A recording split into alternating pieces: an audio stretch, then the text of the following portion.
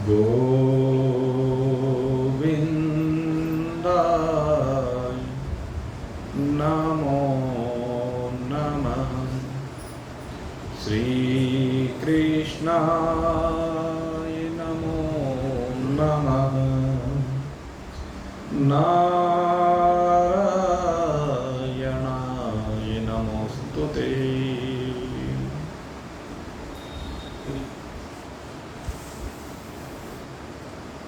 आज इस स्थल पर निज कल्याण के लिए अपने हृदय को परमात्म चरणारविंदों में समर्पित करके निरंतर अपने स्वरूप की ओर प्रस्थानरत जिज्ञासु वृंद, भगवान की असीम कृपा है जिसके कारण से हम भगवत चर्चा करने के लिए यहाँ पर उपस्थित हुए हैं। भगवान श्री कृष्ण जो सर्वज्ञ हैं, सर्वांतर्यामी हैं, घट घटवासी है, सबके हृदयों में विराजमान होकर के सबके हृदय के भावों को जानते हैं। इसीलिए भगवान सबके लिए जो आवश्यक है उस ज्ञान को हमें प्रदान करते हैं। भगवान जानते हैं कि प्रत्येक जीव की चाहत क्या है, और जो प्रत्येक जीव की चाहत है भगवान उसको वैसा ही परिवेश प्रदान करके उसके लिए वैसे ही महान पुरुषों का प्रबंध कर देते हैं जो उसे उसकी आवश्यकता के अनुसार, उसकी पात्रता के अनुसार मार्गदर्शन प्रदान कर देते हैं, और उस मार्गदर्शन को प्राप्त करके सुविरूढ़ मूलम, कल इस बात के ऊपर जो चर्चा की गई थी, कहते जो संसार का बीज, संसार का संबंध, जिसकी जड़ें अत्यंत दृढ़ हैं, जिसका मूल बहुत गहराई तक गया हुआ है, कहते वो महान पुरुष उन जड़ों को काटते हैं और जड़ों को काट करके इस जीव को बंधन से विमुक्त करते हैं। बंधन से मुक्त जीव कब होता है? अब भगवान इस विषय के ऊपर चर्चा करने जा रहे हैं। कहते हैं बंधन से मुक्त होने के लिए इसके हाथ में एक खड़ग का होना अनिवार्य है, क्योंकि जब भी कोई बंधन है तो उसको काटने के लिए खड़ग तो चाहिए ही। रस्सियों में जकड़ा रहता है जीव, लेकिन हाथ में अगर चाकू हो, म्यान में तलवार हो, उसे निकाल करके उस बंधन को काट सकता है। ये बंधन तो दिखता है तो लौकिक तलवार से काटा जाता है, लेकिन जो बंधन जन्म जन्मांतर कल्प कल्पांतर से इस जीव को जकड़े हुए है, जीव को जिसने बांध रखा है, वो दिखाई भी नहीं देता। वो न दिखने वाला जो बंधन है, कहते हैं उसको काटने के लिए न दिखने वाली ही कृपाण की आवश्यकता है। तो पहले तो इस बंधन को समझना होता है, और फिर हाथ में तलवार कौन सी लेनी पड़ती है कहते पहले वैराग्य की तलवार हाथ में होनी चाहिए। अगर वैराग्य की तलवार हाथ में है तो ये बंधन कट जाते हैं, पहले ढीले होते हैं फिर कट जाते हैं, और इन बंधन के कटते ही जीव बंधनों से मुक्त होकर के सुख की अनुभूति करता है। तो आज भगवान कहते हैं कि तेरे पास वैराग्य की खड़क होनी चाहिए। 3 प्रकार की बातें आपके सामने रखी, जिसमें पहला बंधन जगत का है, दूसरा बंधन जगत में जो जीव हैं उनके द्वारा है, और तीसरा बंधन इस शरीर का है। और ये भी बात आपको बताई गई कि ये सब केवल चिता तक है। धन घर से बाहर नहीं जाता है, स्त्री घर के दरवाजे तक लेकर जाती है, बंधु बांधव पुत्र इत्यादि शमशान भूमि तक लेकर जाते हैं, और ये शरीर चिता तक लेकर जाता है। और चिता के बाद केवल जो अगर साथी है अपना, तो केवल धर्म है।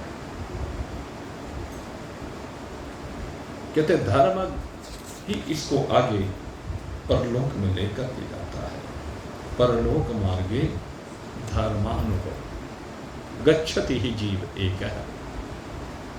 कहते हैं कि परलोक का जो मार्ग है वहां पर धर्म लेकर जाता है, इनमें से कोई भी साथ में नहीं जाता। इसलिए इन तीनों के बंधन में जकड़ा हुआ है, इन बंधनों से मुक्त होने का उपाय करना चाहिए। जब ये समझ में आ जाएगा कि ये चिता तक ही है साथ में, इसके बाद तो इनमें से कुछ भी साथ में रहने वाला नहीं है, परलोक की यात्रा में कोई भी साथ जाने वाला नहीं है, तो फिर इनसे चिपके क्यों? लेकिन चिपके पड़े, कहाँ कहाँ चिपके पड़े हैं। सबसे पहले बात भगवान कहते हैं कि संसार की करते हैं, संसार के पदार्थों की करते हैं। संसार के पदार्थों से ये जीव चिपका पड़ा है। संसार के पदार्थों से इसको असंग होना पड़ेगा। जब तक असंगता का शस्त्र इसके हाथ में नहीं है, तब तक संसार के मूल को काटा नहीं जा सकता। ये संसार से जकड़े ही रहेगा, और उसका कारण है कि धन को लेकर, भूमि को लेकर, वस्तुओं को लेकर इसके मन में एक भावना बैठी हुई है कि ये वस्तुएं इसको सुख देंगी। इन वस्तुओं में सुख मानता है, और वस्तुओं में सुख मानने के कारण उनको प्राप्त करने का प्रयास करता है। प्राप्त होने लगते हैं तो उनका संग्रह करने लगता है। यह है दुख का मूल। बारंबार उनको प्राप्त करने की अभिलाषा और उनका अधिक से अधिक संग्रह करने की जो अभिलाषा है, ये ही दुख का मूल है। भगवान कहते हैं कि सबसे पहले तुझे इन्हीं से वैराग्य करना है। सबसे पहले तुझे इन्हीं में से दिमाग को हटाना है। तेरे मन में इनके प्रति कोई राग नहीं रहना चाहिए। अगर इनके प्रति राग है तो फंसा रहेगा, और जब तू इनके राग से रहित हो जाएगा, अर्थात वैरागी हो जाएगा, तो बंधन कटने लगेंगे। 2 प्रकार का वैराग्य होता है, एक साधारण वैराग्य होता है और एक दृढ़ वैराग्य होता है। अगर मैं साधारण वैराग्य की बात करूं तो किसी घटना को, किसी परिस्थिति को देख करके मन में भाव आता है कि भाई कोई किसी का नहीं, कोई साथ देने वाला नहीं है, सब यहीं छूट जाने वाला है। जैसे शमशान भूमि में जाते हैं तो उसको शमशान वैराग्य कहा जाता है। या संसार में से कुछ वस्तुओं को चलो भाई गिन ली, कुछ वस्तुएं भाई ये हम उपयोग करेंगे, इसका नहीं करेंगे, इसका संग्रह करेंगे, इसका नहीं करेंगे, ये साधारण श्रेणी का वैराग्य है। भगवान कहते हैं कि दृढ़ वैराग्य में तो कहीं भी अटैचमेंट नहीं है।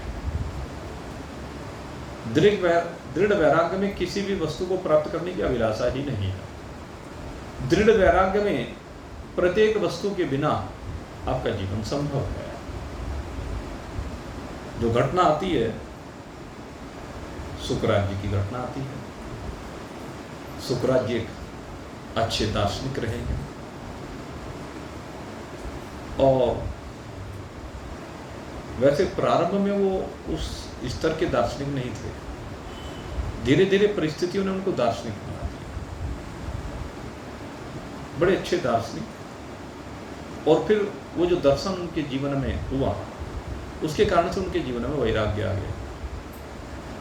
उनके जीवन की एक घटना बहुत बार हम चर्चा करते हैं कि एक बार उनके शिष्य ने एक बहुत बड़ा एक डिपार्टमेंटल स्टोर बनवाया, मॉल बनवाया, जिसमें दुनिया भर की सब सामग्री रखी। गुरुजी को उद्घाटन करने के लिए बुलाया। गुरुजी ने उद्घाटन किया, सारे मॉल को दिखाया, घुमाया, और घुमाने के बाद शिष्य ने जो प्रश्न किया, गुरुदेव ये मॉल आपको कैसा लगा? तो गुरुजी ने कहा कि बहुत अच्छा लगा। जिन्हें गुरुजी जब आपको बहुत अच्छा लगा तो जो भी वस्तु आपको सबसे अच्छी लगी हो उसको आज भेंट के रूप में स्वीकार कर लीजिए, उपहार के रूप में आप स्वीकार कर लें। क्योंकि परंपरा भी है कि अगर किसी महान पुरुष को हम बुला रहे हैं तो उसको कुछ भेंट दे देते हैं, भेंट दे करके सम्मानित कर देते हैं। अच्छा लगता है, लोक व्यवहार है। तो उसने भी ये करना चाहा। गुरुजी कहने लगे मुझे किसी चीज़ की आवश्यकता है। गुरुजी आप कह रहे थे बहुत अच्छा लगा। कि हाँ अच्छा तो लगा, लेकिन अच्छा क्या लगा? कि ना गुरुजी बता दीजिए ना क्या अच्छा लगा। कहने लगे मुझे अच्छा ये लगा कि तेरे मॉल में, तेरे से डिपार्टमेंटल स्टोर में जितनी भी वस्तुएं हैं, मेरा काम उन सब के बिना चल सकता। मुझे ये अच्छा लगा कि भगवान तूने मेरे ऊपर कितनी कृपा की है कि मैं इनमें से किसी के साथ भी अटैच नहीं। संसार की प्रत्येक वस्तु के बिना मेरा काम चल जाए। इसको वैराग्य कहते हैं, इसको वास्तविक वैराग्य कहते हैं। स्वरूप से किसी वस्तु को छोड़ने की आवश्यकता है ही नहीं। प्रारब्ध के अनुसार अगर कोई वस्तु आपको उपलब्ध हो गई है तो उससे काम चला लीजिए। क्योंकि जब संसार में रह रहे हैं तो संसार में रहते हुए वस्त्र की आवश्यकता भी है, संसार में रहते हुए भोजन की आवश्यकता भी है, संसार में रहते हुए उपयोग के लिए अन्य पदार्थों की आवश्यकता है। लेकिन जो आवश्यकताएं हैं उनको पाने के लिए संघर्ष करते हैं, दौड़े दौड़े फिरते हैं, मारे मारे फिरते हैं, वो विकार है। लेकिन प्रारब्ध के अनुसार जो कार्य आपका निश्चित किया, उस कार्य को करने से जो कुछ अर्जित हो गया धर्म पूर्वक, वो जो भी मिला उसका सदुपयोग कर लीजिए। जितना आपको आवश्यकता है उतना मिल गया तो उसका उपयोग कर लीजिए, और जो उसके बाद बचा कहते उसका और सदुपयोग कर लीजिए। वो किस लिए दिया भगवान ने? कहते तेरे साथ साथ और को भी उसकी आवश्यकता है, ये उनको समर्पित कर दे। ये है वैराग्य। उससे चिपक मत, उसका संग्रह मत कर। अत्यधिक संग्रह है वो दुखदाई होता है। अगर देखना है तो सुखदेव जी के जीवन को देखें। श्री सुखदेव जी कहते दिगंबर रहते हैं। श्री सुखदेव जी किसी भी गृहस्थी के दरवाजे पर इससे ज्यादा नहीं रुकते हैं जितनी देर में गाय को दुहा जाता है। श्री सुखदेव जी से किसी ने पूछा, महाराज शरीर के लिए वस्त्र की आवश्यकता है, आप कि पास वस्त्र नहीं है। कहने किसने कहा कि वस्त्र नहीं है? मेरे पास बहुत वस्त्र है। कौन सा वस्त्र है?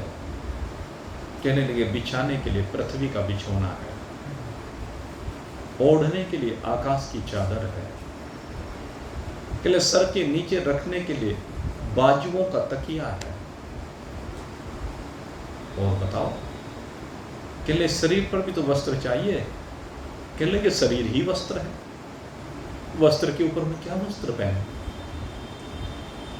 जो शरीर है ये वस्त्र है, ये जीवात्मा का वस्त्र है। जीवात्मा ने कारण शरीर, सूक्ष्म शरीर और स्थूल शरीर के वस्त्र पहने हुए हैं। इसको कहते हैं वैराग्य। शरीर में भी किसी आसक्ति का ना होना, ऐसे सुखदेव जी का वैराग्य है। जब भोजन की बात पूछी तो कहने लगे वृक्ष पर पत्ते लगे हुए हैं, वृक्ष पर फूल लगे हुए हैं, वृक्ष पर फल लगे हुए हैं। अपनी आवश्यकता के अनुसार जैसे पक्षी संग्रह करते हैं क्या? पक्षी का गुजारा नहीं होता है क्या? कहते जैसे उनका गुजारा हो जाता है, पेट भरने के लिए ऐसे मनुष्य का गुजारा हो जाता है। कंद मूल फल सारी सृष्टि में भरे पड़े, इसलिए आवश्यकता नहीं है। कहने लगे कोई जल का पात्र तो होना चाहिए, प्यास लग जाए। कहते हैं मैं नदियों के किनारे विचरण करता हूँ, झरनों के किनारों पर रहता हूँ, गुफाओं में वास करता हूँ, वहीं जल मिल ही जाता है। और ये जो अंजलि है, अंजलि के पात्र में जल भर करके पी लेता हूँ। इसलिए मुझे किसी बर्तन की आवश्यकता नहीं, कमंडलों की आवश्यकता नहीं है। ऐसा जीवन है श्री सुखदेव जी का। तो यही बात भगवान श्री कृष्ण हमें समझा रहे हैं। कहते संसार की वस्तुओं के प्रति अनासक्त हो जाइए। संसार की जितनी भी वस्तुएं हैं उन सब से अपना संबंध विच्छेद कर दीजिए। सदुपयोग करना अलग विषय हो और संबंध जोड़ना अलग विषय है। मिलने पर सदुपयोग कर लेना और मिलने पर सदुपयोग करने के साथ साथ उसको जोड़ करके रख लेना, यह अटैचमेंट है। कहते अटैचमेंट नहीं चाहिए, अटैचमेंट से मुक्ति चाहिए। महान पुरुषों ने इस मुक्ति को प्राप्त किया है, क्योंकि उनको मालूम है कि इनका संग्रह बंधन का कारण है और बंधन दुख का कारण है। दुख का कारण है ही बंधन। तो पहले उन्होंने इस बंधन को काटा है, दुख के कारण को ढूंढा है। तो दुख के कारण में संग्रह है।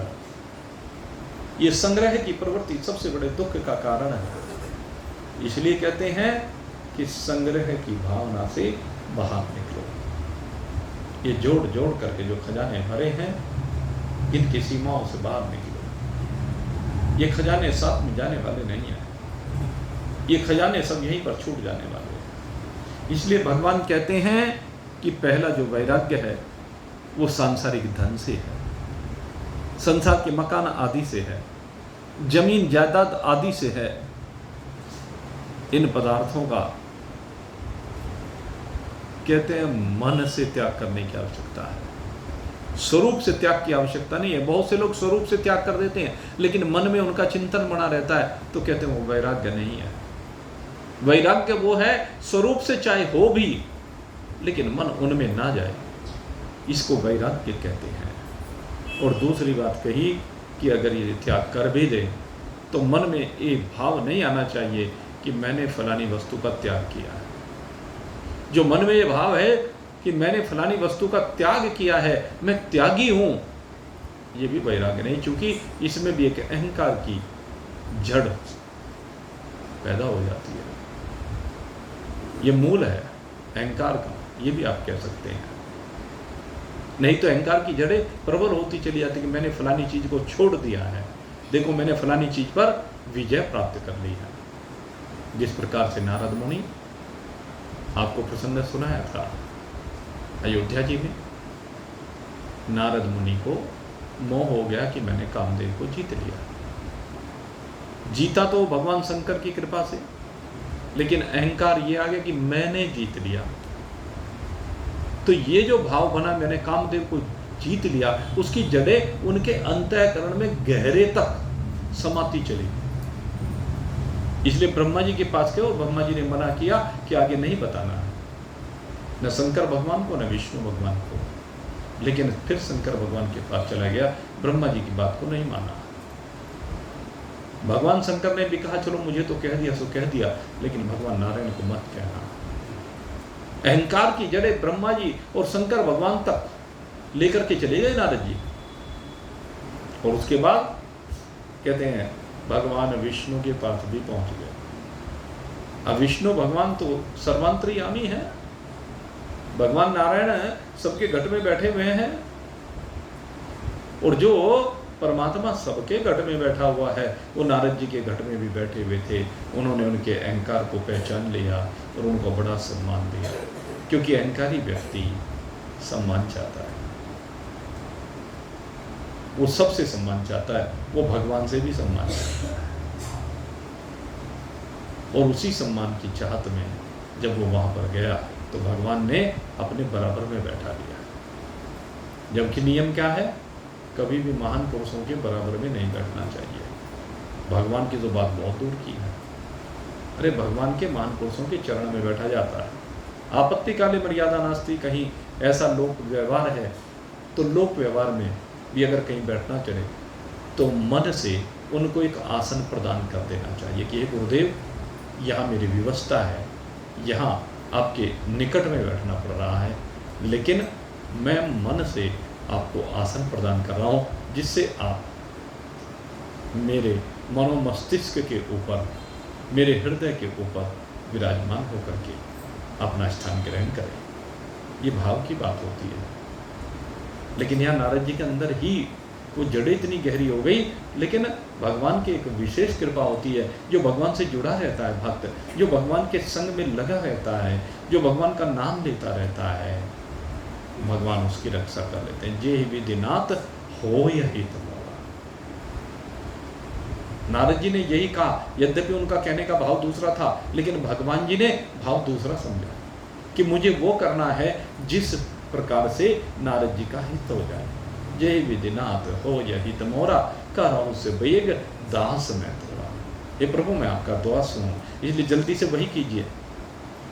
नारद जी तो चाहते हैं भगवान मुझे अपना स्वरूप प्रदान कर दें, लेकिन भगवान कहते हैं कि मैं तुझे स्वरूप तो प्रदान करूंगा, लेकिन रूप नहीं। तो रूप को स्वरूप समझ रहा है, कहते रूप में कुछ रखा हुआ नहीं है, स्वरूप में रखा है। तेरा स्वरूप शुद्ध सच्चिदानंद घन ब्रह्म है, लेकिन आज तू काम के अधीन होकर के इस शरीर को ही अपना स्वरूप मान बैठा है। नारद जी को इस बात को समझाना चाहते हैं भगवान, इसलिए सारी लीला आप जानते हैं जो घटित हुई है।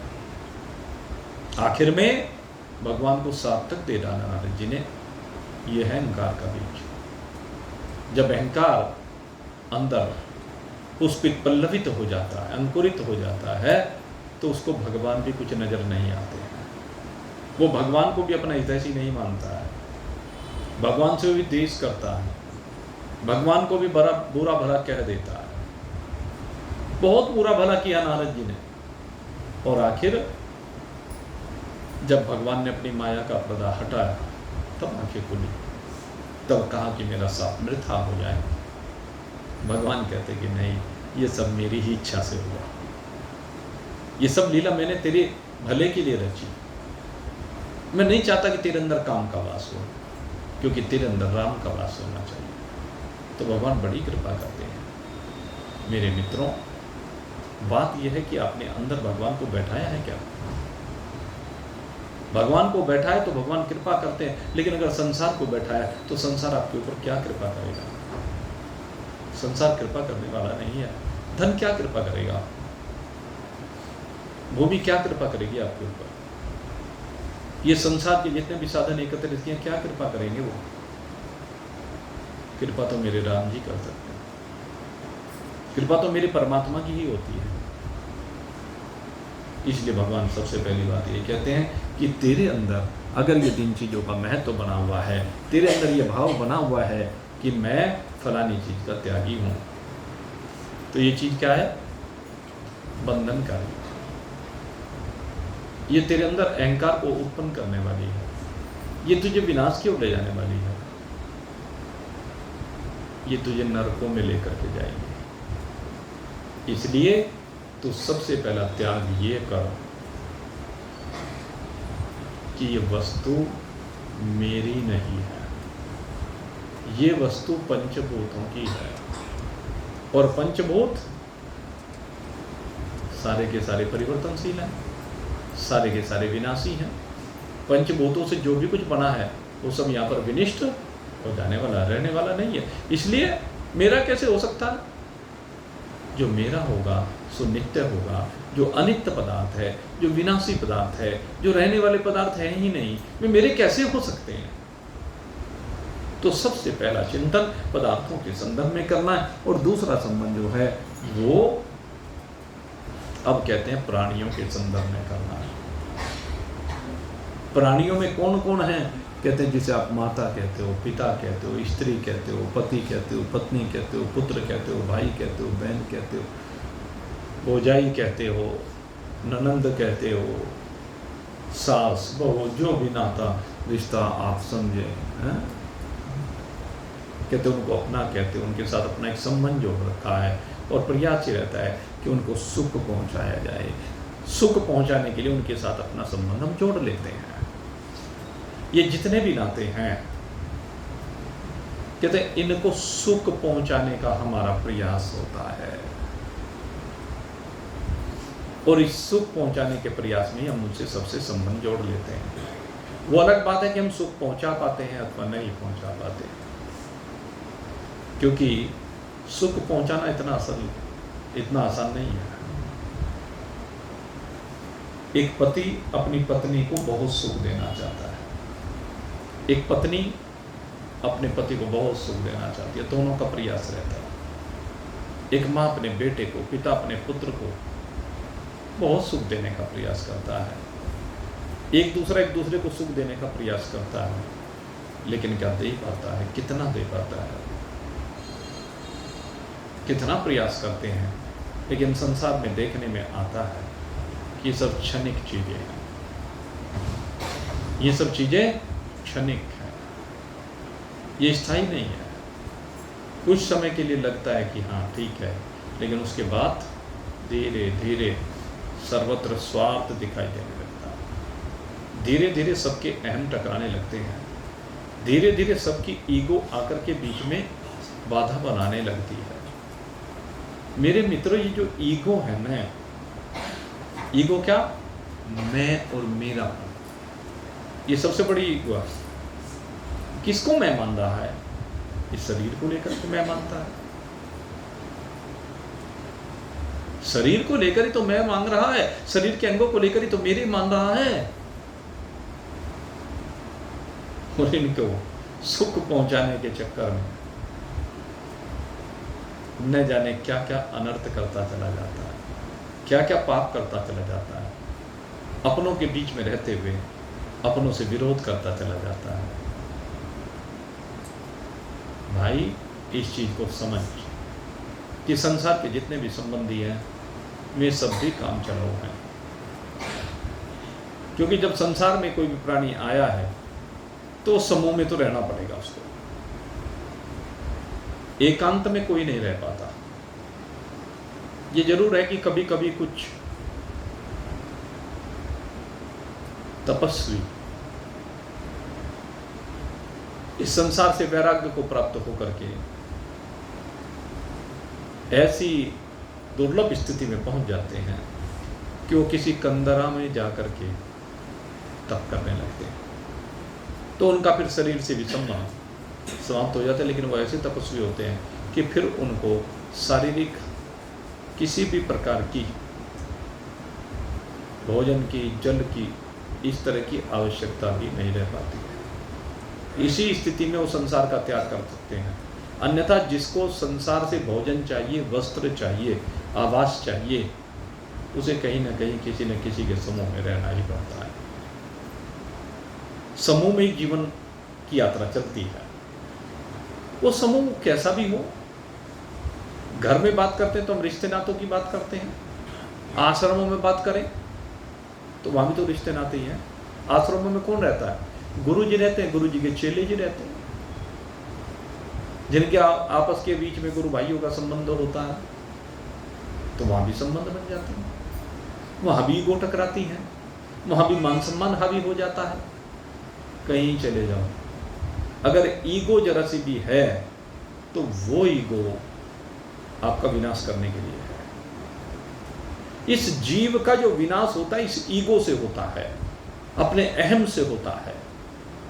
जब तक अहम रहेगा तब तक विनाश की ओर बढ़ते चले जाएंगे, नरक की ओर बढ़ते चले जाएंगे, दुख पर दुख प्राप्त करते चले जाएंगे। और जिस दिन हमारी ईगो जीरो हो जाएगी, जीरो, यहां पर 1% भी ईगो रखने की जरूरत नहीं है,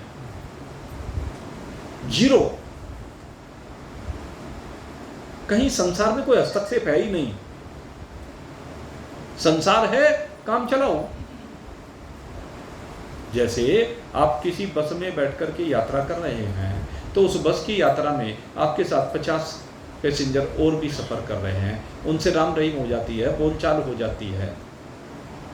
जब यात्रा में चलते हैं तो सब कुछ होता है, लेकिन बस से उतरने के बाद सब अपने अपने घर की ओर चल देते हैं। क्या संबंध रह जाता है उन सब से?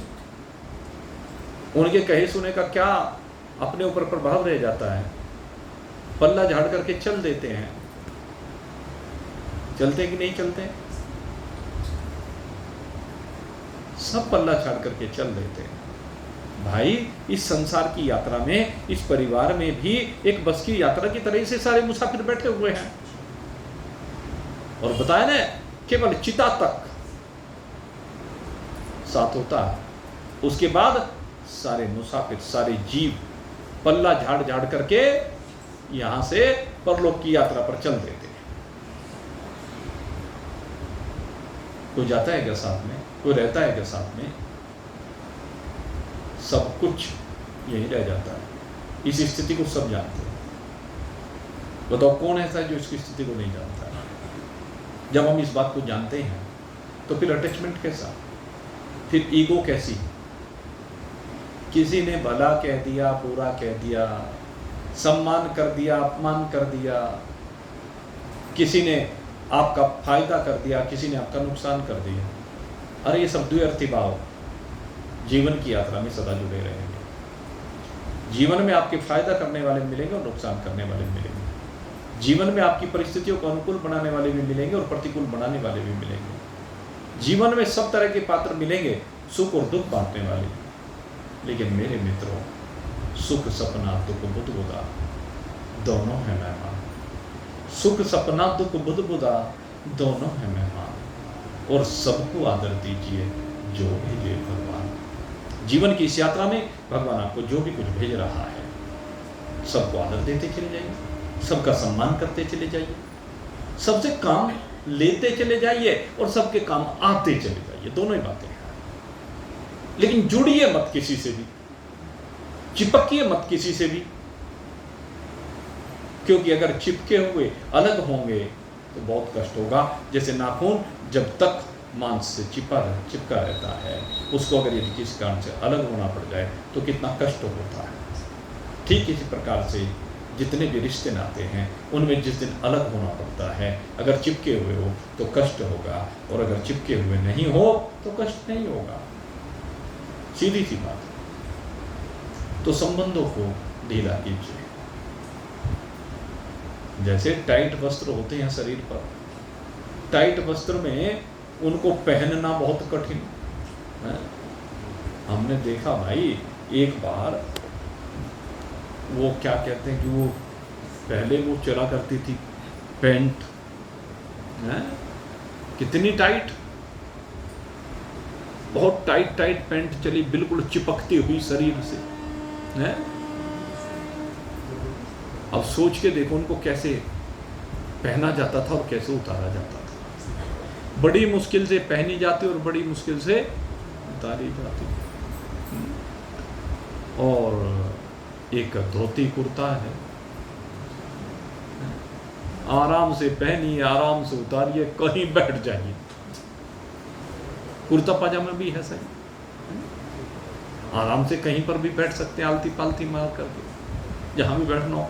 लेकिन अगर टाइट कपड़े पहन रखे हैं तो बैठने में भी फजीता, नीचे बैठ ही नहीं सकते, तो कष्ट देता है ना। तो बस यही बात है, अगर चिपके हुए कपड़े पहनोगे तो उतारने में परेशानी होगी। अगर संबंधों को चिपका करके रखोगे, संबंधियों से चिपक करके रहोगे, तो उन संबंधों को छोड़ना बड़ा भारी है। स्कूल में विद्यार्थी पढ़ने के लिए जाते हैं, साथ साथ पढ़ते हैं। हमने भी देखा, हमारे साथ इंटरमीडिएट तक 3-4 विद्यार्थी ऐसे रहे हम लोग कि 3-4 हम साथ साथ पढ़े, हर क्लास, इतना लंबा सफ़र साथ साथ। लेकिन उसके बाद जब स्कूल छोड़ करके गए, वो अपने रास्ते, हम अपने रास्ते, सब अपने अपने रास्ते रह गए। कुछ समय तक राम रहीम होती रही, मिलना जुलना होता रहा। उसके बाद कोई बम्बई चला गया, कोई दिल्ली चला गया, कोई बेंगलोर चला गया, कोई विदेश चला गया, सब अपने अपने। अब कोई पूछता नहीं, कोई फ़ोन करता नहीं, शायद अगर मिले तो पहचानते नहीं हैं। तो यही बात होनी चाहिए भाई। संसार में किसी से भी चिपकिए नहीं। भगवान यही कहते हैं, अगर तू सुख पाना चाहता है, संसार में सुख का एक ही मूल है कि तू चिपक मत। जिससे भी चिपक जाएगा, वो जब तेरी ईगो को ठेस पहुंचाएगा, उसी समय तेरा संबंध, बस कड़वाहट आ जाएगी उन संबंधों में, उसी समय तो दुखी हो जाएगा। अगर सुखी रहना है तो किसी से चिपक मत। काम सबसे चला, काम तो चलाना पड़ेगा भाई। रोटी बनानी है तो तवा भी चाहिए, गैस भी चाहिए, आटा भी चाहिए। सब्जी बनानी है तो कुकर भी चाहिए, कड़छी भी चाहिए, थाली प्लेट भी चाहिए, आगे परोसने के लिए चम्मच भी चाहिए। तो सबसे काम चला लेते हैं, और काम चलाने के बाद बर्तनों को साफ करके फिर से रख देते हैं जयराम जी। खाना खाने के बाद उनसे क्या संबंध रह जाता है। तो इसी प्रकार से सबसे जो भी संबंध है, जहाँ जो भी दायित्व है, उसको सहज भाव से निभाते रहिए। इसी को वैराग्य कहा गया। चिपकिए मत किसी से। भगवान दूसरी बात यही कहता है, और अब तीसरी बात भगवान कर रहे हैं। और ये तीसरी बात जो भगवान कर रहे हैं वो इस शरीर को लेकर कर रहे हैं। ये दोनों तो बड़े आसान है, पदार्थों को छोड़ना और संसार के प्राणियों को छोड़ना बहुत आसान है। लेकिन तीसरी जो बात है, सबसे ज्यादा दिक्कत कहाँ है? शरीर पर है। इस संसार में भी शरीर ही सबसे बाद में छूटता है, वो तो बाकी कहाँ है। कोई घर के अंदर रह गया, कोई घर के दरवाजे तक, कोई शमशान भूमि तक, आखिर में चिता तक तो ये शरीर ही साथ में आता, आखिर तक यही है। तो आखिर में इसी को छोड़ना, ये समझना, ये जो शरीर है हमारा, कहते हैं बस सबसे ज़्यादा संबंध इस शरीर से बना हुआ है। संसार से जो संबंध बना हुआ है उस शरीर के माध्यम से ही बना है। ये शरीर वैसे तो देखा जाए है तो संसार का ही अंश भाई है भी, लेकिन हमने इस शरीर को मैं मान लिया है। संसार का अंश कैसे? पंचभूतात्मक है भाई, 5 भूतों से बना है। आकाश वायु अग्नि जल पृथ्वी, पंचभूतात्मकम विश्वम, सारा ही विश्व 5 भूतों से बना हुआ। तो ये शरीर भी 5 भूतों से बना हुआ है। गोस्वामी जी महाराज ने भी यही कहा है, क्षिति जल पावक गगन शरीरा, क्षिति जल पावक गगन समीरा, पंच रचित ये अधम शरीरा, पंच रचित ये अधम शरीरा। इस शरीर को अधम क्यों कहा? कहने लगे विचार किए जाने पर कहीं टिकता नहीं, विचार किए जाने पर ये अनित्य दिखाई देता है, विचार किए जाने पर इसका विनाश निश्चित दिखाई दिया देता है। इसलिए इसको अधम कहा, क्योंकि एक क्षण के लिए भी एक जैसा रहता नहीं, एक क्षण भी। आप मेरे बोलते बोलते इतने में शरीर बदल गया आपका। और कैसे समझे कि शरीर बदल जाता है? शरीर के अंदर एक अंग है मन। जरा मन को देखिए, मन क्षण क्षण में रंग बदलता है, क्षण क्षण में वृत्ति भेद होता है। यही हालत संसार की है, यही हालत मन की है, यही हालत शरीर की है। सबकी हालत यही है। क्षण क्षण में रंग बदले दुनिया, अचल सहारा एक ही है। रंग बिरंगी पुतली जग में, पुतली वाला एक ही है, पुतली वाला एक ही है। क्षण क्षण में रंग बदले दुनिया, अचल सहारा एक ही है।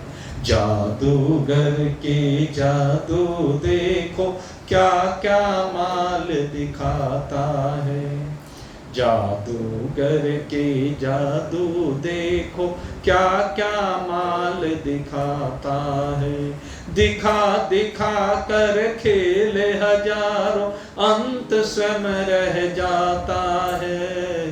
दिखा दिखा कर खेल हजारों, अंत स्वयं रह जाता है। खेल खिलाड़ी बदल रहे हैं, खेल खिलाड़ी बदल रहे हैं। हमने देखा बचपन में गावस्कर का नाम चला करता था। गावस्कर गया तो सचिन तेंदुलकर आ गया, सचिन तेंदुलकर गया तो वो आ गए अभी कौन कौन, विराट कोहली, और अब विराट कोहली गया तो गिलगिलासा आ गया। तो ऐसे ही ये संसार के खिलाड़ी तो बदल रहे हैं, बदले कि नहीं बदले।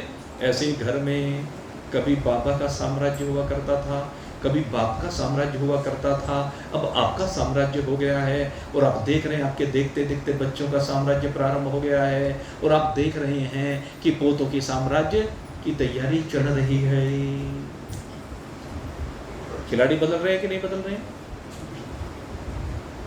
खेल खिलाड़ी बदल रहे हैं, सबका पाला एक ही है।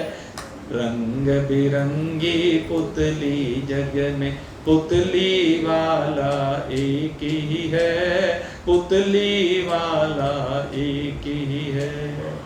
भाई संसार में सब खिलाड़ी बदल ही जाते हैं। आपने बहुत खेल को खेल लिया, अब इस खेल की सीमा से बाहर निकलने की आवश्यकता है। अब खिलाड़ी मत बदलिए, खिलाड़ी मत बनिए। क्या कीजिए, खेल को देखने वाले बन जाइए। जो खेल को देखने वाले वो दृष्टा कहलाता है। तो आप दृष्टा बन जाइए, देखिए, लेकिन कहीं भी हस्तक्षेप मत कीजिए। दर्शक खेल को देखते हैं लेकिन वो हस्तक्षेप करते हैं, चौके छक्के लगते हैं, खूब तालियां बजाते हैं। उनके पक्ष का आउट हो जाता है तो मुंह लटक जाते हैं, दूसरे के पक्ष का आउट हो जाता है तो खिल उठते हैं। ये खेल है भाई। दर्शक भी चिपके हुए हैं, लेकिन एम्पायर न्यूट्रल होता है। एम्पायर को किसी से कोई लेना देना नहीं होता है। कोई जीते कोई हारे, कोई अच्छा खेले या खराब खेले, उन्हें कुछ मतलब नहीं है। इसी प्रकार से मेरे मित्रों, इस संसार में हमें इसी प्रकार से रहना है। इसी को कहते हैं असंगता। यही है वो असंगता का खड़ा। मसंग शस्त्रेण दृढ़ छित्वा। असंगता के शस्त्र को लेकर के दृढ़ता के साथ उसे पकड़ करके जरा संबंधों को काटिए। और शरीर के साथ आपने जो अपनी एकता कर ली है, शरीर को जो अपना मान लिया है कि मैं शरीर हूँ, तो कहते हैं साधक को इस भाव को हटाने के लिए अब कुछ उपाय यहाँ पर बताए जा रहे हैं। और इन उपायों को अगर यदि हम अपने जीवन में अपनाएंगे तो निश्चय ही हम असंग हो जाएंगे, हमारा चिपकाव समाप्त हो जाएगा और सुख ही सुख होगा जीवन में। कौन से उपाय हैं? तो कहते हैं ज़्यादातर जो उपाय हैं ये महान पुरुषों के लिए बताए जा रहे हैं, ये साधकों के लिए बताए जा रहे हैं, ये सत्संगियों के लिए बताए जा रहे हैं। आम आदमी के लिए उपाय नहीं बताए जा रहे, क्योंकि आम आदमी तो उसे तो गधे की तरह भोज ढोना है भाई, उसे तो गधे बन करके रहना है। संसार सारी जिंदगी गधे की तरह बोझ ढोता रहेगा गृहस्थी का, और कुछ नहीं करना है उसे। लेकिन जो महान पुरुष होते हैं, जो सत्संगी होते हैं, जो भगवान के भक्त होते हैं, जो साधक होते हैं, जिन्होंने अब अपने जीवन के उद्देश्य को बदला है। मैं आज सुन रहा था, संसार में दो प्रकार के प्राणी हैं। एक को कहते हैं बुभुक्षु, एक को कहते हैं मुमुक्षु। तो संसार में बुभुक्षु ही बुभुक्षु भरे पड़े हैं। बुभुक्षु किसे कहते हैं? बुभुक्षु उसे कहते हैं जो यहाँ भोग के लिए आया, बुभुक्षु उसे कहते हैं जो यहाँ संसार में चिपकने के लिए आया। बुभुक्षु उसे कहते हैं जो संसार में आकर के नरकों में जाने के लिए आया। बुभुक्षु का काम तो यही है, संसार को इकट्ठा करना, संसार से चिपके रहना, किसी भी प्रकार ये इनके इन प्रकार जो भी इकट्ठा किया जा सके, जो भी माल तिजोरी में भरा जा सके भर ले। होगा उसका क्या, कभी सोचता नहीं है, न अपने तन के बारे में सोचता है, न उस धन के बारे में सोचता है, बस एक अंधे दौड़ में दौड़ने रहता है। उसको बुभुक्षु कहते हैं। और अंतकाल जब आता है उसके साथ कोई साथ नहीं जाता, क्योंकि धर्म के पथ पर चलता नहीं है, क्योंकि वो धर्म के अनुसार आगे जीवन को जीता नहीं, इसलिए घोर नरकों में जाता है, रो कुंभिपाक आदि नरकों में जाता है, और वहाँ पर न जाने किस किस प्रकार के कष्टों को झेलता है। तो ये तो बुभुक्षु हो गया। और दूसरा हो गया मुमुक्षु। मुमुक्षु किसे कहते हैं? मुमुक्षु उसे कहते हैं जो इनसे मुक्त होने के लिए आता है, जो इन बंधनों से मुक्त होने के लिए आता है। आता तो चिपका हुआ ही है, आता तो बंधा हुआ ही है जीव यहाँ पर। अगर यदि बंधा हुआ ना होता तो संसार में जन्म नहीं होता। संसार में जन्म का कारण कुछ ना कुछ वासनाएं हैं, चाहते हैं, उन वासनाओं के कारण से आता है। लेकिन उन वासनाओं के कारण भले ही वो संसार में आ गया, लेकिन महान पुरुषों का संग मिलने पर उसकी दृष्टि बदल जाती है, और उसकी दृष्टि अब भोग की ओर नहीं होती, उसकी दृष्टि अब संसार की ओर नहीं होती, उसकी दृष्टि अब संग्रह की ओर नहीं होती। उसकी दृष्टि क्या होती है? सर्वे भवन्तु सुखिनः, सर्वे सन्तु निरामय, सर्वे भद्राणि पश्यन्तु, माँ कश्चित् दुःख भाग् भवेत्। उसकी दृष्टि क्या है? कहते हैं मैं ये जो शरीर भगवान ने प्रदान किया, कहते हैं दूसरे को सुख प्रदान करने के लिए प्रदान किया, मुझे सुख मिले इसलिए प्रदान नहीं किया। इस बात को समझ लीजिए, ये शरीर अपने सुख के लिए नहीं मिला, ये शरीर दूसरों को सुखी करने के लिए मिला। और जब दूसरों को सुखी करने के लिए मिला है तो मुझे दूसरों को सुखी करना, ये बात समझनी है। जितने भी प्रयास करने हैं वो इसीलिए करने हैं। यद्यपि कई बार ऐसा हो जाता है कि दूसरे को सुखी करने के चक्कर में दूसरे को दुख भी मिल जाता है, कभी कभी ऐसा भी हो जाता है। लेकिन घबराने की आवश्यकता नहीं है। आपने 100 बार किसी को सुख देने का प्रयास किया, 90 बार मिल गया तो आपका प्रयास सफल है। लेकिन आपका सदा प्रयास दूसरे को सुख देने का होना चाहिए। भगवान ने शरीर दिया ही इसीलिए है, तो इस बात को हमें समझना पड़ेगा। मुमुक्षु व्यक्ति इस शरीर का उपयोग तो संसार के लिए करता है, और अपने लिए क्या करता है? कहते अपने लिए मुक्ति का रास्ता खोलता है। किससे मुक्ति? कहते दुखों से मुक्ति। मुक्ति कहते इसी को है। जो दुख हमारे जीवन में है उन दुखों से हमें मुक्त होना है, इसी का नाम मुक्ति है। और उन दुखों से मुक्त कैसे हुआ जा सकता है? धन से कोई मुक्त नहीं हो सकता, सीधी सी बात सुन लीजिए। भूमि से कोई मुक्त नहीं हो सकता, वस्त्रों से कोई मुक्त नहीं हो सकता, आभूषणों से कोई मुक्त नहीं हो सकता, भोजन से कोई मुक्त नहीं हो सकता, संसार के प्रेम से कोई मुक्त नहीं हो सकता। ये जीव मुक्त कैसे हो सकता है? कहते हैं वासनाओं के त्याग करने से मुक्त हो सकता है, दूसरे को सुख बांटने से मुक्त हो सकता है। और सबसे बड़ी बात है, अगर इसको मुक्त होना है तो इसे अपने स्वरूप का बोध प्राप्त करना पड़ेगा। मुमुक्षु की अगली श्रृंखला है जिज्ञासु। इसे जिज्ञासु बनना पड़ेगा। जिज्ञासु किसे कहते हैं? कहते हैं जिसके अंदर यह जिज्ञासा है कि मैं कौन हूँ, ईश्वर कौन है और ये जगत क्या है। इन तीनों को जानने की अभिलाषा जिसके मन में होती है वो जिज्ञासु होता है। और जिज्ञासु महान पुरुषों की शरण में जाकर के इन तीनों के ही तत्व को जानने का प्रयास करता है पहले, और धीरे धीरे सत्संग करते करते जब बहुकाल कर ही सत्संगा तबई होए सब संशय भंगा। तो बहुत काल तक सत्संग करने के बाद फिर इसके धीरे धीरे संशय भंग होने लगते हैं। इसको जीव जगत और ईश्वर की वास्तविकता समझ में आने लगती है। ये गुणों के खेल को समझने लगता है, और धीरे धीरे समझ करके इस गुणों के खेल से अपने आप बाहर निकलना प्रारंभ हो जाता है। और जैसे ये गुणों के खेल से बाहर निकलता है तो इसे बोध हो जाता है कि अहम ब्रह्मास्मि, मैं ब्रह्म हूँ, मैं ब्रह्म हूँ, मैं ब्रह्म हूँ। और न केवल मैं ब्रह्म हूँ, तत्त्वमसि तो भी ब्रह्म है। और जब ऐसी दृष्टि हो जाती है तो दृष्टि चराचर जगत में एक ब्रह्म के अतिरिक्त और किसी भी पदार्थ का अवलोकन नहीं करती है। तो दृष्टि ज्ञानमयं कृत्वा पश्येत् ब्रह्ममयं जगत। और जैसे ही ब्रह्ममय जगत होता है, ये अपनी आनंद स्वरूपता में विराजमान हो जाता है। सब कुछ आनंद ही आनंद हो जाता है, आनंद के अतिरिक्त तो कुछ रहता ही नहीं। हम सब की वास्तविकता एक आनंद के अलावा है भी नहीं भाई कुछ। हम सब के अंदर आनंद कूट कूट के भरा हुआ है, बस हमने उसके ऊपर एक आवरण डाल दिया है, जिसके कारण से वो आनंद हमें अनुभूत नहीं होता है। लेकिन महान पुरुषों की कृपा से, भगवान के आशीर्वाद से ये आनंद हम प्राप्त कर सकते हैं। प्राप्त करने का प्रयास आप सब लोग कर ही रहे हैं। कुछ को प्राप्त हो रहा है, लेकिन जहाँ कुछ वासना शेष है तो वहाँ पर अभी उसकी अनुभूति नहीं हो पा रही है। वासनाओं से आप विरहित होकर के निश्चय इस आनंद को प्राप्त करें, ऐसी शुभभावना करते हुए अब यहीं पर आज के सत्संग को विश्राम दे रहे हैं। कल फिर आपकी सेवा में 8 बजे उपस्थित होंगे। तब तक के लिए भाई जयराम जी की बोलिए सच्चिदानंद भगवती